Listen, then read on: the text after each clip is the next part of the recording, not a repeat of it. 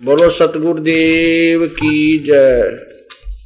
बंदी छोड़ कबीर साहेब की जय। बंदी छोड़ गरीबदास जी महाराज की जय। स्वामी रामदेवानंद जी गुरु महाराज की जय। सर्व संतों की जय, सर्व भक्तों की जय, धर्मी पुरुषों की जय। श्री काशी धाम की जय, श्री छुडानी धाम की जय, श्री करोथा धाम की जय, श्री बरवाला धाम की जय। सत साहिब गरीब नमो नमो सतपुरुष को नमस्कार। गुरु की नहीं सुर नर मुनि जन साधुआ संतों सर्वसदी नहीं। सतगुरु साहेब संत सब है दंडोतम प्रणाम। आगे पीछे मध्य हुए तिनको जा कुर्बान।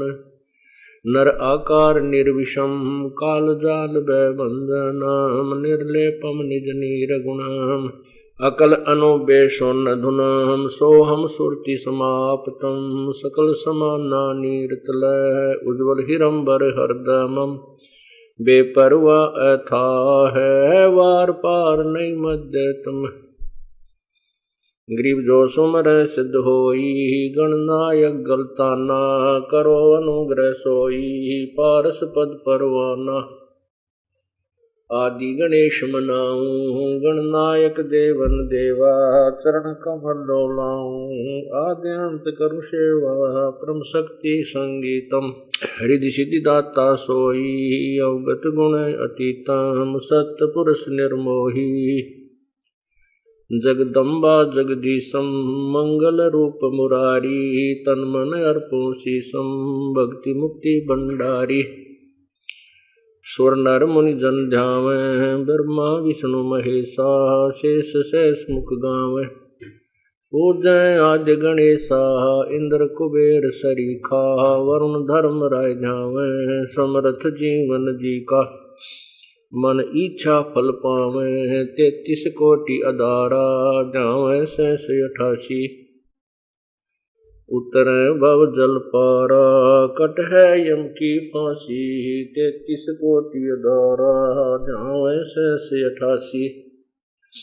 उतरे भव जल पारा कट है यम की फांसी।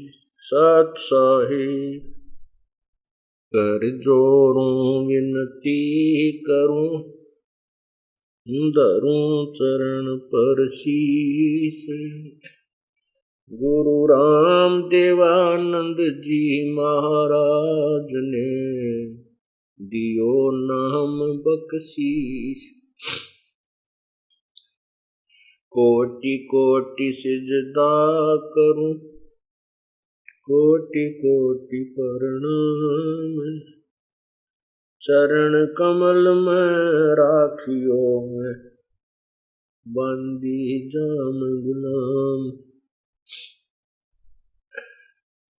अब गुण किए तो बहुत किए करत न मनी आरे। भावे बंदा बख्श दियो भावे गर्दन उतार। अब गुण मेरे बाप जी बख्शो गरीब नवाज। जो मैं पूत कपूत हूँ बोहर पिता को लाज। मैं अपराधी जन्म का नक्शक बड़े विकार। तुम दाता दुख भंजना मेरी करो संभाल। जय इब कै सतगुरु मिले सब दुख आखूं रो। चरणों ऊपर शीस रखूं कहूं जो कहनी हो। गुरु जी तुम ना भूलियो चाहे लाख लोग मिल जाएं। हमसे तुमको बहुत हैं, तुमसे हमको ना।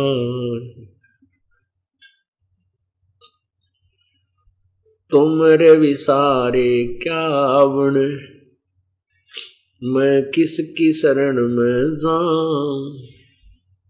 शिव विरंच मुनि नारदा, तिनके हृदय न समाऊं।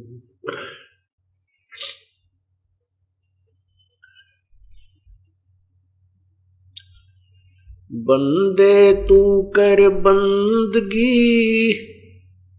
जे चावे दीदार। अवसर मानुष जन्म का भाई, मिले न बारंबार।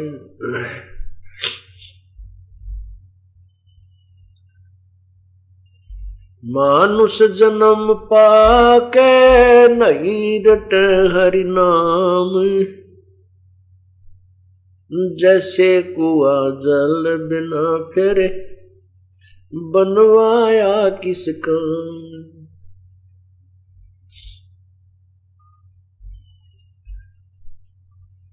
कबीर वो दिन याद करो, ऊपर पग नीचे शीश। अब मृत मंडल में आके तू भूल गया जगदीश। तू ही तुतकार थी, और जपता अजपा जापे। बाहर आके भरम गया, तूने बहुत किए अब पाप। परमपिता परमात्मा, सारी सृष्टि के रचनहार कुल मालिक कबीर देव, कबीर प्रभु, कबीर परमेश्वर,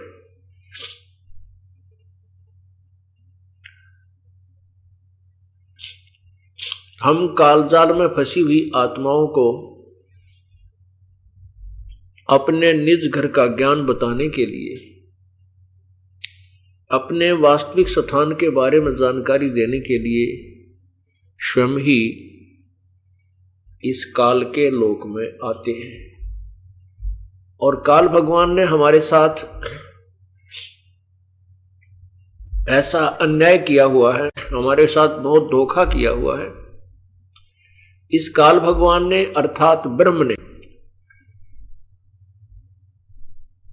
जो ब्रह्मा विष्णु महेश के पूज्य पिताजी हैं, इस काल भगवान ने, इस काल रूपी ब्रह्म ने, सदा शिव ने हमारे साथ ऐसा धोखा किया हुआ है कि पूर्ण परमात्मा की जानकारी हमें नहीं दी। केवल अपने तक, ब्रह्म तक की साधना का ज्ञान वेदों और गीता जी में वर्णित है। इसलिए हम अपने परमात्मा को प्राप्त नहीं कर सके, पूर्ण ब्रह्म को प्राप्त नहीं कर सके। और जो ऋषि महर्षि देवगण जिन्होंने वेदों को पढ़ा, वेद ज्ञान को समझा, और उसमें उन्होंने देखा कि वेदों में वर्णन है कि केवल एक पूर्ण परमात्मा की साधना से पूर्ण मोक्ष होता है, जीव का जन्म मृत्यु सदा के लिए समाप्त हो जाता है, उसी की पूजा करनी चाहिए। ये तो वेदों में लिखा है, लेकिन वेदों में जो अधूरापन है वो क्या है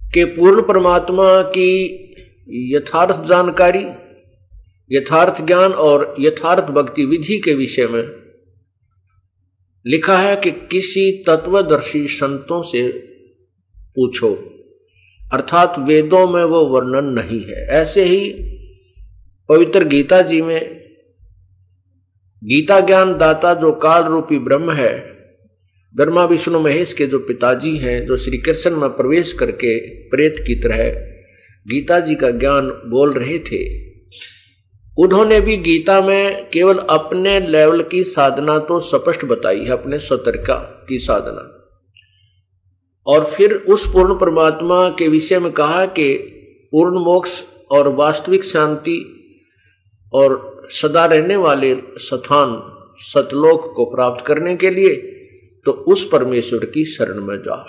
यानी गीता ज्ञान दाता से कोई अन्य प्रभु है। गीता जी अध्याय नंबर 8 के मंत्र नंबर 1 में अर्जुन ने पूछा कि प्रभु आपने जो गीता अध्याय नंबर 7 के श्लोक 29 में कहा है कि उस तत्ब्रह्म को जानकर और पूरे अध्यात्मिक ज्ञान को जानकर वो साधक फिर जन्म मरण से ही छूटने का प्रयत्न करता है, यहाँ की किसी भी वस्तु की इच्छा नहीं करता, तो वो किम तत्ब्रह्म किम अध्यात्म अधिभूत पुरुषोत्तम, कि वो कौन है, वो जो तत्ब्रह्म कौन है। 8वें अध्याय के 3 श्लोक गीता जी में कहा है, उत्तर दिया है कि वो परम अक्षर ब्रह्म है। उसी के विषय में फिर आगे इन दोनों का अपना और उस परमात्मा का ज्ञान देते हुए गीता ज्ञान दाता कह रहा है कि 8वें अध्याय के 5वें श्लोक में कहा है कि ये मेरी भक्ति कर तो मुझे प्राप्त होगा। 8वें अध्याय के 6ठे श्लोक में गीता जी में कहा है कि ये नियम है अर्जुन, अंत समय में जो जिस भी भाव में भावित रहता है, अर्थात जिस आस्था जिस इष्ट में रखता है उसी को अंत समय में समरण करता हुआ प्राप्त होता है। 8वें अध्याय के 7वें श्लोक में कहा है कि तू मेरी भक्ति कर, युद्ध भी कर, निश्चिंत मुझे प्राप्त होगा। और अपनी साधना के लिए बताया है 8वें अध्याय के 13वें श्लोक में ओम इति एक अक्षरम मम ब्रह्म माम अनुसमरण यह प्रयाति तजम देहम सयाति परमाम गति। मेरा तो केवल एक ओम मंत्र का नाम जाप है, अंतिम श्वास तक जो उच्चारण करके इसका सिमरण करता है वो मेरे वाली परम गति को प्राप्त होता है। फिर 8वें अध्याय के 8, 9 और 10 3 श्लोकों में स्पष्ट कर दिया कि जो साधक उस दिव्य परम पुरुष अर्थात परम अक्षर ब्रह्म की साधना करता है, अंत समय में उसी की साधना करता हुआ शरीर छोड़कर चला जाता है तो उसी के पास पहुंच जाता है, उसका फिर जन्म मृत्यु कभी नहीं होता। उस परमात्मा की साधना के विषय में लिखा है 4थे अध्याय के 34वें श्लोक में, उस पूर्ण परमात्मा के विषय में जो 18वें अध्याय के 62वें श्लोक में कहा है कि तू सर्वभाव से उस परमात्मा की शरण में जा, उसकी कृपा से ही तू परम शांति और शाश्वत स्थान अर्थात सतलोक को प्राप्त होगा, फिर तेरा कभी जन्म मृत्यु नहीं होगा। अध्याय नंबर 15 के श्लोक 4 में कहा है कि जब तत्वदर्शी संत मिल जाए उसके पश्चात उस परम पद परमेश्वर की, उस पूर्ण परम अक्षर परमात्मा की, उस पूर्ण ब्रह्म के परम पद की खोज करनी चाहिए, जहां जाने के बाद ये साधक फिर लौटकर संसार में नहीं आते, अर्थात उनकी जन्म मृत्यु कभी नहीं होती, और मैं भी उसी की शरण में हूं। 4थे अध्याय के 34वें श्लोक में कहा कि उस तत्व ज्ञान को जो 4थे अध्याय के 32वें श्लोक में लिखा है कि पूर्ण परमात्मा ने अपने मुख्य ज्ञान में अपने ही मुखारविंद से नाना प्रकार के विस्तृत ज्ञान दिया है परमात्मा के पाने का। उसके विषय में 4थे अध्याय के 34वें श्लोक में कहा है कि उस तत्व ज्ञान को समझने के लिए तू तत्वदर्शियों के पास, संतों के पास जा, उनको दंडवत प्रणाम कर और कपट छोड़कर उनसे सरलता पूर्वक प्रश्न करने से वो तत्वदर्शी संत तुझे उस तत्व ज्ञान कराएंगे, वो तत्व ज्ञान समझाएंगे, फिर जैसे वो कहें ऐसे कर। तत्वदर्शी संत की पहचान बताई है 15वें अध्याय के 1 श्लोक में कि ये ऊपर को लटका, ऊपर को जड़वाला, नीचे को तीनों गुण रूपी रजगुण ब्रह्मा सतगुण विष्णु उत्तम गुण शिवजी रूपी शाखा है वाला एक पीपल का वृक्ष है। इस संसार रूपी वृक्ष को जो संत पूर्ण रूप से जानता है, सर्वांग सहित छोटे छोटे उनके टुकड़ों तक बताता है, अर्थात सर्व पार्ट्स उस संसार रूपी वृक्ष के बताता है, सर्वांग सहित बताता है। स वेदवित, वो तत्वदर्शी संत है। परमात्मा पूर्ण ब्रह्म ने स्वयं ही आकर के अपनी महिमा आप ही बताई थी और ये तत्व ज्ञान स्वयं ही उन्होंने सुनाया था। क्या बताया था? अक्षर पुरुष एक पेड़ है, निरंजन वाकी डार, तीनों देवा शाखा है, ये पात रूप संसार। क्या बताया है परमात्मा ने स्वयं आकर के कि वो संसार रूपी वृक्ष। अब देखिएगा, गीता अध्याय नंबर 15 के श्लोक नंबर 1 में उस तत्वदर्शी संत की पहचान बताई है। ये देखिएगा पवित्र गीता जी,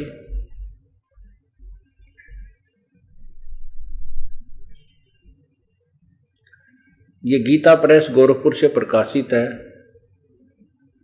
और इसके अध्याय नंबर 15, ये देखिएगा अध्याय नंबर 15 और श्लोक नंबर 1 में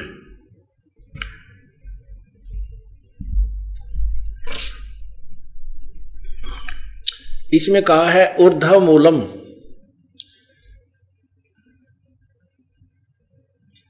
ऊर्ध्व मूलम अध शाखम अश्वत्थम प्राहु अव्यम छंदासी यस्य प्रणानी प्रणानी ये तम वेद स वेदवित।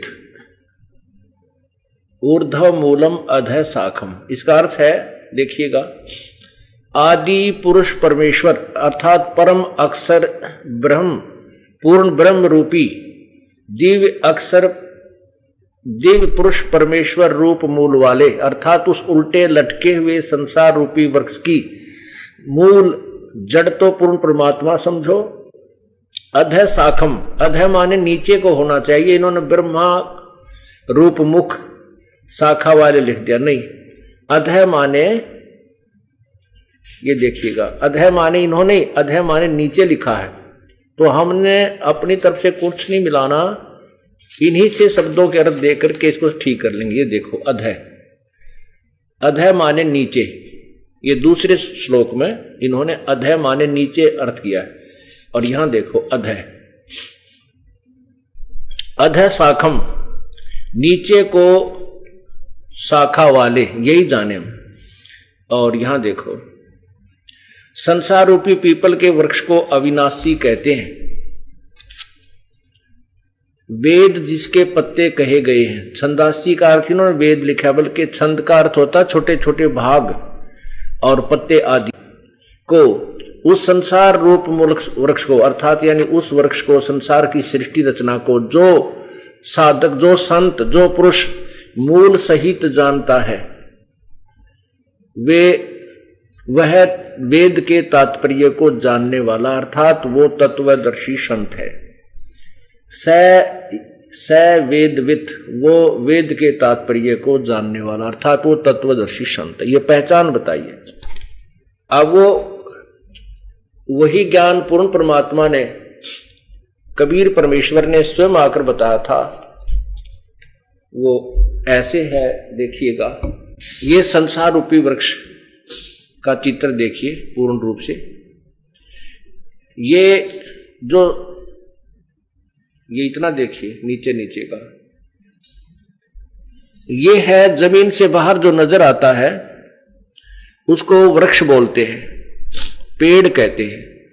इस पेड़ का ये तना क्या है और ये मोटी डार कौन है, ये तीनों शाखा कौन है, तीनों गुण, रजगुण ब्रह्मा, सदगुण विष्णु, तम गुण शिव जी, ये शाखा कौन है और ये पत्ते क्या है, इनके विषय में, और जड़ क्या है, ये मूल क्या है, कौन है, इसके विषय में जो जानकारी देता है स वेदविद, अर्थात वो तत्वदर्शी संत है, वेद के अर्थात तत्व ज्ञान के जानने वाला है।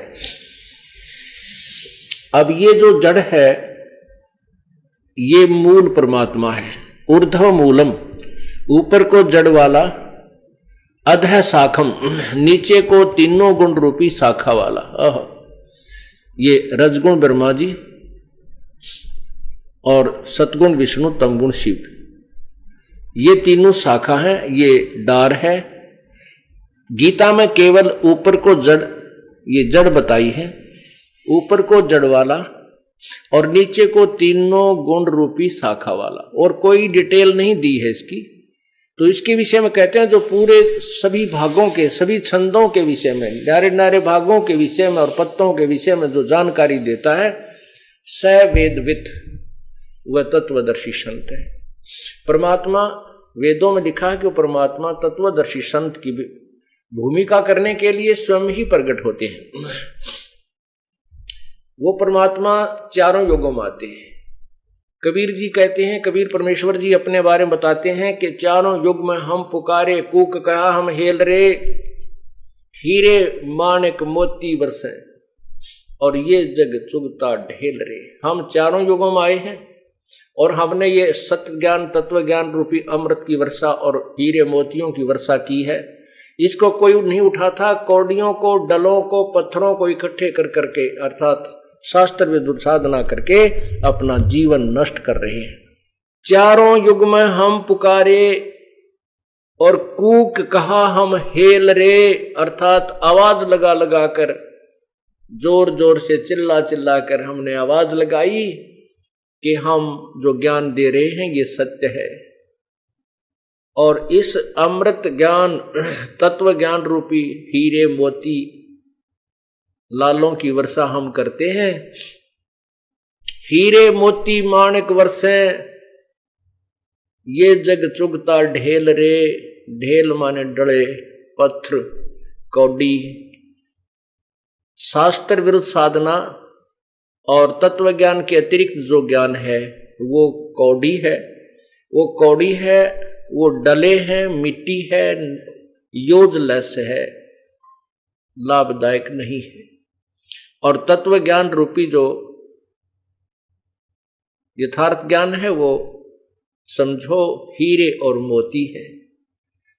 इस तत्व ज्ञान को कोई सुनने को तैयार नहीं, समझता नहीं। परमात्मा कहते हमने चारों युगों में आवाज लगाई है। और वही परमात्मा चौथे युग में भी आए, जब 600 आज से लगभग 600 वर्ष पूर्व काशी में एक जुलाहा की भूमिका की और साथ में तत्व ज्ञान का भी प्रचार किया। उन्होंने उस समय इस वाणी को बताया था, ये अमृत ज्ञान में लिखा था कि अक्षर पुरुष एक पेड़ है, निरंजन वाकी डार, तीनों देवा शाखा है, भाई पात रूप संसार। अब देखिएगा परमात्मा कबीर जी द्वारा बताया गया ये तत्व ज्ञान, ये हम केवल जो जमीन से बाहर दिखाई देता है उसको पेड़ बोलते हैं।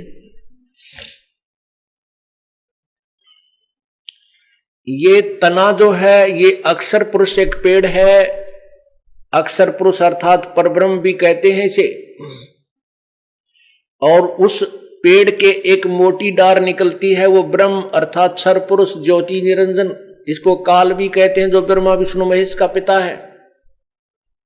और इस डार के फिर आगे 3 शाखाएं, संसार रूपी वृक्ष के 3 शाखाएं हैं, रजगुण ब्रह्मा जी, सतगुण विष्णु जी और तमगुण शिव जी। तीनों गुण रूपी शाखा, रजगुण ब्रह्मा, सतगुण विष्णु, तमगुण शिव जी। और ये पात रूप संसार, ये पात, ये हम आगे जो पात रूप संसार यहां पर है। अब इस वृक्ष की मूल जड़ कौन है ये देखना है। ये जड़ है, ये पूर्ण परमात्मा, सतपुरुष, परम अक्षर ब्रह्म, पूर्ण ब्रह्म, इसी के नाम है। ये जड़ है, संसार रूपी वृक्ष का आधार है। ये कौन है? ये कबीर देव, कबीर देव वेदों में कबीर देव लिखा है और सिंपल लैंग्वेज अर्थात साधारण भाषा में उस तत्व ज्ञान में कबीर देव, कबीर प्रभु लिखा है, कबीर परमेश्वर, कबीर साहिब लिखा है। तो ये वही परमात्मा है जो सभी पूरे वृक्ष को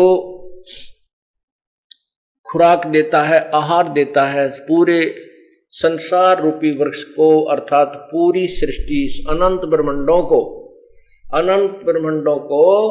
कबीर परमात्मा ही अपना सबका जो है पालन पोषण करता है, वही उनको आहार देता है, उनका पालन करता है। यही प्रमाण गीता जी अध्याय नंबर 15 के श्लोक 16 और 17 में स्पष्ट किया है कि इस संसार में दो प्रभु प्रसिद्ध है। एक ब्रह्म जिसे क्षर पुरुष कहते हैं, एक परब्रह्म, एक अक्षर पुरुष। जैसे अक्षर पुरुष तना है और क्षर पुरुष ये मोटी डार है, ज्योति निरंजन है, और फिर इसके आगे 3 पुत्र हैं, 3 शाखाएं हैं, 3 इसके विस्तार हैं, वो रजगुण ब्रह्मा, सतगुण विष्णु, तमगुण शिव। ये प्रमाण पवित्र गीता जी अध्याय नंबर 15 का श्लोक 16 और 17 स्पष्ट कर रहा है। ये देखिए,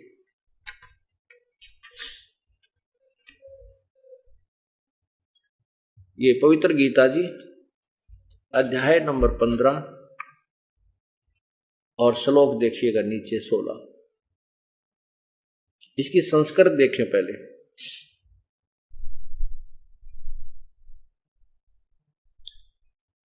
द्वौ इमौ पुरुषौ लोके क्षर च अक्षरः एव च क्षर सर्वाणि भूतानि कुटस्थ अक्षर उच्यते। इसका क्या अर्थ है कि द्वौ दो, इमौ माने इस, पुरुषौ लोके इस लोक में, दो पुरुष हैं। द्वौ लोके, द्वौ माने दो, इमौ माने इस, लोके माने संसार में, पुरुषौ माने प्रभु हैं। 2 भगवान हैं जो वेल नोन। क्षर ये क्षर पुरुष ब्रह्म और अक्षर पुरुष पर ब्रह्म, तना ये मोटी डार। इसी प्रकार क्षर, ये क्षर जो है सभी प्राणियों के स्थूल शरीर नाशवान है और जीवात्मा अविनाशी है। ये देखो, इनके द्वारा अनुवाद पढ़िए। ये इस संसार में नाशवान और अविनाशी भी ये 2 प्रकार के पुरुष हैं, 2 प्रकार के प्रभु हैं। पुरुष माने प्रभु हैं। और संपूर्ण प्राणियों के शरीर नाशवान और जीवात्मा अविनाशी है। ये 2 प्रभु लिख दिए, 2 भगवान हैं, ये क्षर और अक्षर, क्षर पुरुष और अक्षर पुरुष। और यहां देखिएगा, अब 17वें में क्लियर किया कि उत्तम पुरुष है तू अन्य। उत्तम पुरुष यानी श्रेष्ठ प्रभु, वास्तव में जो सच्चा भगवान है वो तो ऊपर वर्णित दोनों से कोई और है, और परमात्मा इति उदाहरते उसको भगवान कहा जाता है। और यह जो लोकत्रयम् तीनों लोकों में प्रवेश कर अविश्य विभर्ति अवय, तीनों लोकों में अविश्य माने प्रवेश करके विभर्ति पालन पोषण करता है, वो अवय ईश्वर है, वो अविनाशी प्रभु है। इस पवित्र गीता जी को लिखे और उच्चारण किए 5500 वर्ष हो गए हैं, और इस तत्व ज्ञान को कोई भी बताने वाला आज तक परमात्मा कबीर जी के बाद इस दास को उसी परमात्मा कबीर परमेश्वर ने ये खजाना दिया है अमृत ज्ञान का। इस दास को ये बुद्धि दी है कि इन सदग्रंथों को समझ सका। नहीं तो काल भगवान कहता है गीता में कि अर्जुन, बुद्धिमानों की बुद्धि और बलवानों का बल मेरे हाथ में है, जब चाहे खोल दूं, जब चाहे बंद कर दूं। जैसे जब अर्जुन से युद्ध करवाना था, जब तो उसको इतनी शक्ति दे दी कि एक तीर मारा था और 100 आदमियों को मार डालता था। और जब काल का काम पूरा हो गया, वह वापस छीन लिया बल अर्जुन से। और जब श्री कृष्ण जी के भी पैर में तीर लगा, वो अपने स्वर्ग धाम को चले गए मृत्यु को प्राप्त होकर। अर्जुन भगवान श्री कृष्ण जी की रानियों को 16,008 स्त्रियां थी और गोपियां थी, उनको लेकर आ रहा था। रास्ते में भीलों ने उसको पीटा और उसके हाथ में से धनुष, वही गांडीव धनुष जो कि एक तीर मार रहा था महाभारत के युद्ध में और सैकड़ों को मार डालता था, वो ही गांडीव धनुष उसे उठा नहीं, कांपने लग गया, हाथ से चला नहीं। तो बलवानों का बल, गीता ज्ञानदाता कहता है कि मेरे हाथ में है, जो मेरे अंतर्गत है, और बुद्धिमानों की बुद्धि, जब चाहे इनको बुद्धि को ऑन कर दूं, जब चाहे इनको बंद रखूं। तो गीता जी अभी तक काल ने सबकी, विद्वानों की, देवताओं की, ऋषियों की बुद्धि को ऑफ कर रखा था, इनका स्विच ऑफ कर दिया। और ये तो कबीर परमात्मा की शक्ति से ये ऑन हुआ, इस दास के ऊपर मेहर हुई, ये तत्व ज्ञान उसी परमेश्वर कबीर जी द्वारा वर्णित आज उजागर हो रहा है, जिसको रिजेक्ट करके नकली संतों, ऋषियों, महर्षियों ने और एक रद्दी के टोकरे में डाल रखा था, लाल को कौड़ी बना रखा था। आज ये लाल को आपके समक्ष पेश किया जा रहा है। अब इसमें क्या बताया है कि गीता जी अध्याय नंबर 15 के श्लोक अब 17 में स्पष्ट हो गया वही बात कि ऊपर को मूल जो जड़ रूपी परमात्मा है वही पूरे संसार रूपी वृक्ष को आहार देता है, सबका पालन पोषण करता है। जैसे अभी आपने गीता जी अध्याय नंबर 15 का श्लोक 16 सुना, क्षर पुरुष और अक्षर पुरुष, इसको थोड़ा डिफाइन करते हैं, इसको परिभाषित करते हैं विस्तृत ढंग से कैसे है, क्योंकि अक्षर का अर्थ अविनाशी होता है। तो यहां असमंजस में पड़ जाते हैं कि जैसे गीता जी अध्याय नंबर 15 के 17 श्लोक में कहा कि वो अव्यय ईश्वर है, अव्यय ईश्वर का अर्थ भी अविनाशी भगवान, अविनाशी प्रभु ईश्वर, ईश माने स्वामी भगवान, और भगवानों में भी श्रेष्ठ भगवान ईश्वर। तो अव्यय ईश्वर का अर्थ है वो परमेश्वर ही अविनाशी है, वास्तव में वो अविनाशी है जो इन दोनों से भी भिन्न है। फिर इसको अक्षर किस लिए लिखा, परब्रह्म को भी अक्षर पुरुष लिखा है 15वें अध्याय के 16वें श्लोक में कि क्षर अविनाशी और अक्षर नाशवान। तो इसको अविनाशी और कितना अविनाशी है ये क्षर पुरुष, ये थोड़ा सा परिभाषित करते हैं, इसको डिफाइन करते हैं। जैसे एक चीनी का कप होता है, चाय पीते हैं या चीनी की पत्थर की यानी मिट्टी की जो सफेद सफेद प्लेट होती है जिसमें चाय का सफेद सा प्याला रखकर चाय पी जाती है, ये मटेरियल से बना हुआ समझो शरीर है, ये क्षर है, नाशवान है, जमीन पर गिरते ही ये टुकड़े टुकड़े हो जाता है। ये तो मटेरियल समझो इस ब्रह्म ज्योति निरंजन के शरीर का है, इतना कच्चा शरीर है ज्योति निरंजन, और इसके 21 ब्रह्मांडों में जैसे हम हैं, देवता हैं, ये स्वयं है। और जीवात्मा सभी के अविनाशी है, ये तो मरती ही नहीं। और परब्रह्म को, अक्षर पुरुष को भी अविनाशी क्यों कहा, अक्षर पुरुष यानी अविनाशी है, अक्षर का अर्थ अविनाशी होता है। तो यहां बताया है कि ये समझो कि जैसे स्टील इस्पात का बना हुआ कप होता है, चाय पीने का प्याला, तो वो उस चीनी अर्थात सफेद मिट्टी से बने हुए प्याले की तुलना में बहुत स्थायी है, लेकिन वास्तव में अविनाशी नहीं है, क्योंकि स्टील इस्पात को भी जंग लगेगा, नष्ट हो जाएगी, समय भले ही ज्यादा लग जाएगा। इसलिए इसको अक्षर लिखा है, स्थायी लिखा है, क्योंकि स्टील भी काफी स्थायी है, लेकिन वास्तव में स्थायी नहीं है, ये भी डिस्ट्रॉय होती है, नष्ट होती है। समय उस मिट्टी से बने हुए मटेरियल से बने हुए वस्तु से ज्यादा इसका स्थायित्व है। इन दोनों से अन्य जो प्रभु है वो वास्तव में विनाशी है। जैसे एक सोने का बना हुआ कप हो तो वो कभी खत्म समाप्त नहीं होता, ना जंग लगता है सोने को, ना वो किसी प्रकार से भी समाप्त नहीं होता। इसी प्रकार पूर्ण परमात्मा कबीर परमेश्वर की उस अनंत कोट ब्रह्मांड के स्वामी की तुलना की है गीता जी अध्याय नंबर 15 के 16 और 17 में। निर्णायक ज्ञान दिया है, तीनों को तुलनात्मक तरीके से बताया गया है। क्षर पुरुष ये ज्योति निरंजन है, अक्षर पुरुष ये परब्रह्म है, ये भी बहुत स्थायी है, लेकिन वास्तव में स्थायी नहीं, मृत्यु है। और कैसे? और यही तीन सती थी। गीता जी अध्याय नंबर 7 के श्लोक 24-25 और 8 के 18 से 20-21 तक स्पष्ट किया है। इन तीनों परमात्माओं की न्यारी न्यारी सती थी बताइए। अव्यक्त उसे कहते हैं जो दिखाई ना दे पर साक्षात वहां पर विद्यमान हो, जो हमारी दृष्टि से, हमारी पहुंच से, हमारे साधनों से परे है, जिसको हम नहीं देख सकते, वो चीज अव्यक्त कहलाती है, वो वस्तु अव्यक्त कहलाती है। और उस अव्यक्त को ना देख करके उस वास्तविक यथार्थ स्थान पर बैठे हुए उस परमात्मा को, विद्वान परमात्माओं को ना देख करके ऋषियों ने, देवताओं ने, जिन्होंने तत्व ज्ञान नहीं था, उसको अव्यक्त का अर्थ निराकार कर दिया। अव्यक्त है जो सामने प्रत्यक्ष ना हो सके हमारे से। जैसे सूर्य बादलों के पीछे अव्यक्त होता है, लेकिन उसका अस्तित्व समाप्त नहीं होता, वो निराकार नहीं है। वास्तव बाहर वो बादलों के पार वो एज इट इज है, ज्यों का त्यों है, लेकिन हमें वो दिखाई नहीं दे रहा, उसके बीच में बादल है। इसी प्रकार वो परमात्मा बहुत दूर है, ये ब्रह्म और परब्रह्म भी हमारे से बहुत दूर हैं।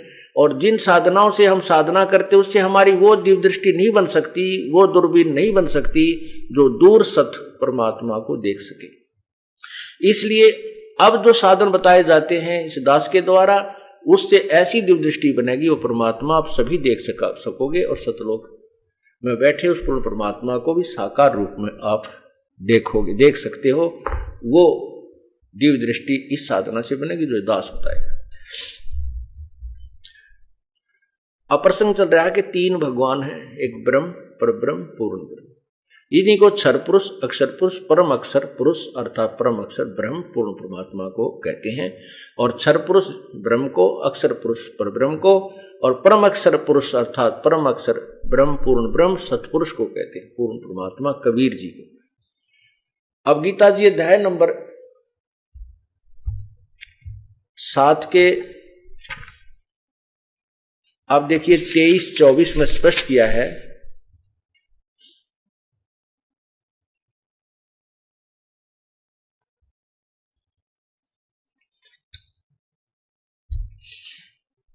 श्रीमद् भगवत गीता, इसके अध्याय नंबर ये 7 है और श्लोक नंबर देखिएगा 23 है। इसमें क्या लिखा है नीचे देखिए 24 में लिखा है कि अव्यक्तम व्यक्तिम आपनम मन्यते माम अबुधे। माम माने मुझे अव्यक्तम अव्यक्त को, मैं अव्यक्त हूं, मैं कभी किसी के सामने नहीं आता।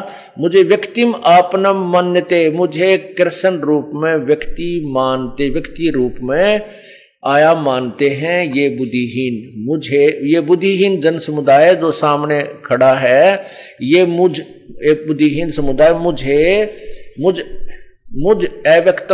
अव्यक्त को व्यक्ति रूप में आया हुआ मानते हैं। परम भावम अजानत मम एवं अनुतमम है, मेरे अनुतम यानी घटिया इस अविनाशी सिद्धांत से ये परिचित है कि मैं कभी किसी के सामने नहीं आता। यहां देखो इसमें स्पष्ट करते हैं, फिर हिंदी देखिए। बुद्धिहीन पुरुष ये जन समुदाय मेरे अनुतम अविनाशी परम भाव को न जानते हुए,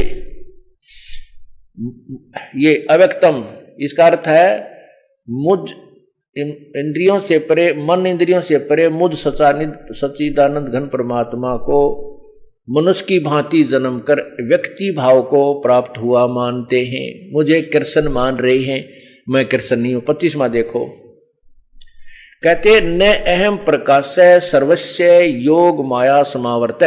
मैं सबके सामने नहीं आता, अपनी योग माया से छुपा रहता हूं।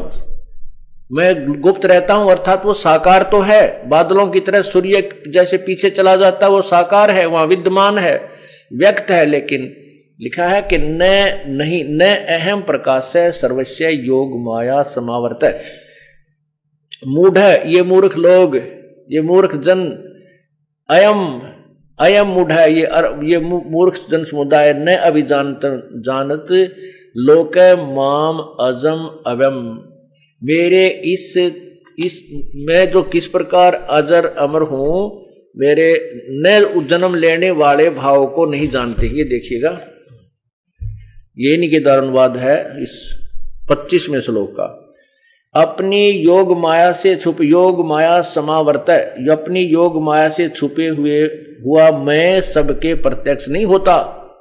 ये इसका मतलब वो कहीं ना कहीं है। निकृष्ण जी तो सामने खड़े ही थे, वो नहीं कहते ये बात मैं किसी के प्रत्यक्ष नहीं होता। तो इससे सिद्ध होता कि काल बोल रहा था श्री कृष्ण में, मैं सबके प्रत्यक्ष नहीं होता। वह यह अज्ञानी जन समुदाय मुझ अजम जन्म रहित, मैं श्री कृष्ण आदि ब्रह्मा विष्णु महेश की तरह दुर्गा से जन्म नहीं लेता। ये काल अविनाशी परमेश्वर को नहीं जानता, अर्थात मुझको भी नहीं जानता, अभी जानती, ये गलत लिखा है ना, जन्म लेने और मरने वाला। अब ये जन्म लेता और मरता है, क्योंकि स्पष्ट कहता चौथे अध्याय के 5वें श्लोक में कहता अर्जुन तेरे और मेरे बहुत जन्म हो लिए, तू नहीं जानता। तो ये अर्थ गलत किया इन्होंने कि जन्म मरने में नहीं आता। यहां अर्थ यह है कि मुझे नहीं जानते। ये देखिएगा, ये चौथे अध्याय का नीचे देखिए 5वां श्लोक, ये 5वां, यहां देखो,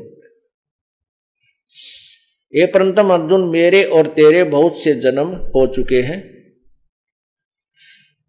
उन सबको तू नहीं जानता, मैं जानता हूं। इसे सिद्ध है कि यहां जो गीता ज्ञान दाता कह रहा है, गीता ज्ञान दाता कह रहा है कि मेरे और तेरे बहुत जन्म हो लिए, तू नहीं जानता, मैं जानता हूं। और दूसरे अध्याय के 12वें श्लोक में लिखा है कि अर्जुन ये जन समुदाय जो सामने खड़ा है, ये और तू और मैं पहले भी जन्मते थे, अब भी वर्तमान में है और आगे भी रहेंगे। ये ना जान के हम अभी जन्म हुआ है और आगे ना होगा, अर्थात हम फिर नहीं जन्मे मरेंगे। भावार्थ है कि तेरा और मेरे जन्म मृत्यु सदा होती रहेगी। तो इसलिए गीता ज्ञान दाता ने, न गीता के अनुवादकर्ताओं ने अनुवाद गलत किया, ये सिद्ध करना चाहता दास पहले।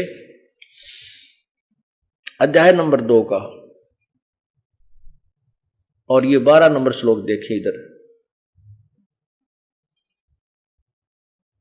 न तो ऐसा है कि मैं किसी लोक काल में नहीं था, अथवा तू नहीं था, अथवा ये राजा लोग जो सेना में खड़े हैं नहीं थे, और न ऐसा ही है कि इससे आगे हम सब नहीं रहेंगे। तो अब ये दास साथ में ये भी सिद्ध करना चाहता है कि जो अनुवाद करता है ये अल्पज थे, इनको तत्व ज्ञान नहीं था, इन्होंने गलत भूमिका बना करके गलत ही ढंग से उसको पेश किया है। इन्होंने जो खुद कहता है मेरे और तेरे जन्म होते रहते हैं, मैं जन्मता मरता हूं, मैं नासवान हूं, उसको ये अविनाशी की संज्ञा दे रहे हैं। ये देखो अध्याय नंबर, गीता जी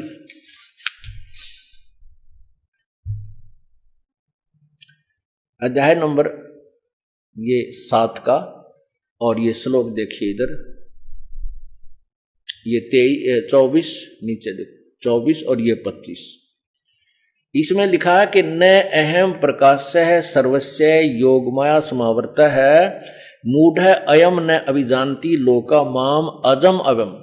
इसका वास्तविक अर्थ ये है कि मेरे सिद्धांत को ना जानकर ये मुझे अजम और न मरने वाला मानते हैं, और मैं अपनी योग माया से छुपा रहता हूं, सबके सामने नहीं आता। इससे सिद्ध है कि वो कहीं ना कहीं बैठा है और वो साकार है।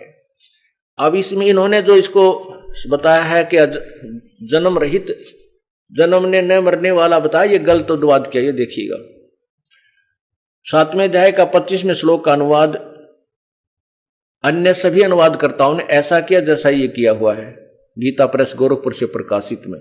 अपनी योग माया से छिपा हुआ मैं सबके प्रत्यक्ष नहीं होता, इसलिए यह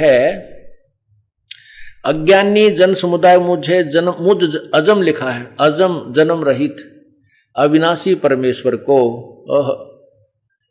न अभी जानते, नहीं जानता, अर्थात मुझको जन्मने मरने वाला समझता। और ये खुद कह रहा है कि मैं तो जन्मता हूं, मरता हूं, आगे भी होगा, तेरे भी जन्म होंगे, मेरे भी होंगे।